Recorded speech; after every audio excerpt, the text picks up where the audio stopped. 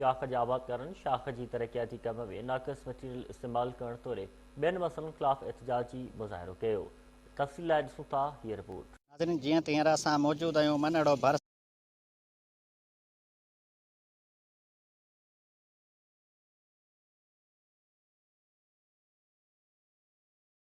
सां full minor जे जेका बोदल ॾारी मोरिया उते फुल माइनर जो जेको ही कमु हली रहियो आहे। हाणे उतां जे आबादगारनि जेको आहे हिन कम में नाक़िस मटीरियल सभु सरापा एहतजाज आहिनि। हाणे अचो त हितां जे आबादगारनि सां ॻाल्हायूं त उन्हनि जो वधीक छा चवणु आहे। इंजीनियर साहब खे एक्सीएन साहब खे त शाख जो कमु असांजो सही करायो वञे। शाख ते हिकिड़ो बि चकर इंजीनियर साहब विज़िट न कई आहे। एक्सीएन साहब महिरबानी करे शाख ते विज़िट करे हिते सफ़ा नाक़िस मटीरियल इस्तेमालु कयो पियो वञे। रेती सेवण जी आहे, क्रेज सेवण जी आहे, सीमेंट बिल्कुलु बेकार सीमेंट। जेकी रेती आहे सेवण वारी उन में मिटी मिक्स आहे, उहा पंहिंजी सीमेंट सां जॾहिं रेशो जो मिलंदो आहे त उहो एतिरो ताक़त जो माना उन टाइम पीरियड न वधाईंदो। चंद सालनि में उहा क्रैक पइजी वेंदो वञी करे। इहो मुतालबो था कयूं त फुल शाख जो जेको कमु पियो हले उहो सही न पियो हले।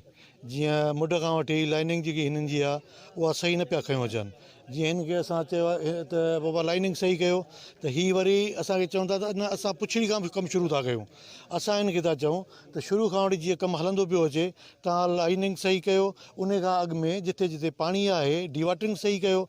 डिवाटरिंग ही कोन पिया कनि। जेको आहे बोदलो मोरी ते मौजूदु आहियूं ऐं हिते 40 ॾींहं खां जेको पोइते ठेकेदार आहे बिल्कुलु ग़लति मटीरियल इस्तेमालु करे पियो ऐं जेको आहे गप वारी मिटी पटे का प्रेसिंग न थी थिए। बिल्कुलु जेको आहे ठहण खां पोइ पाणी अचण सां ई बेड बिल्कुलु जेको आहे टुटी वेंदा ऐं असांजो जेको आहे वॾो नुक़सानु थींदो।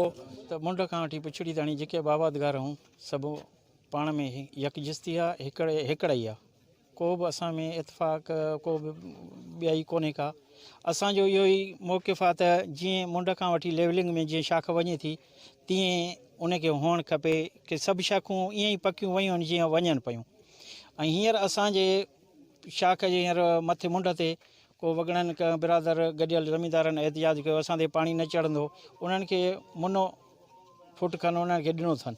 वस वारनि इदारनि खां जेको आहे सो पुरज़ोर मुतालबो था करियूं त जीअं असांजे 1.25 अरब रुपए जे प्रोजेक्ट ते जेको सिस्टम हिते जेको हले पियो सो उहो असांखे नामंज़ूर आहे। ऐं असां वरी बि एक्सीएन साहब खे खोड़सार आहे हिकिड़ो दफ़ो 2-3 दफ़ा मुलाक़ातूं करे चुका आहियूं ऐं वरी बि हुनखां मुतालबो कयूं था त जीअं असांजो जेको हिते मुतालबा आहिनि असांजा जेके जाइज़ हुक़ूक़ आहिनि ऐं जेके हिन प्रोजेक्ट में जेको 1.25 अरब रुपए जी जेकी बजट आहे उनखे सही नमूने यूज़ कयो। फुल शाख जो जेको कमु हले पियो सुस्ताईअ सां ऐं मटीरियल नाक़िस पियो हले जंहिंमें सेवण जी बजरी ऐं रेती इस्तेमालु कई पई वञे उहो मटीरियल सही न आहे। ऐं मिटी जेका ही विझनि पिया सो पल मां कढियो सिम मां कढियो माना सिम वारी मिटी शाख ते में पिया विझनि उहो सही न आहे। 1 अरब 25 करोड़नि जो ही मनसूबो आहे त उते मटीरियल त सही हणो। नाज़रीन, जीअं तव्हां फुल माइनर जे आबादगारनि जा व्यूज़ ॿुधा आहिनि। इहो चयो त पंहिंजो जेको हिते फुल माइनर जो जेको कमु हली रहियो आहे बिल्कुलु नाक़िस मटीरियल इस्तेमालु थी रहियो आहे। सफ़ा जेको सादो आहे ऐं उनजे बावजूदि जेको आहे हुनखे तमामु हेठि कयो पियो वञे। जीअं पहिरियां हेठि हो ईअं ई हेठि आहे हिनखे मथे करे ऐं जेके असांजा वाटर बि सही जेके पाणी खे छिकीनि ऐं असांखे वधीक फाका कशियूं बचाइनि। कैमरामैन अमजद अली भाटी सां गॾु गुलाम अहमद भाटी, KTN न्यूज़ मनड़ो।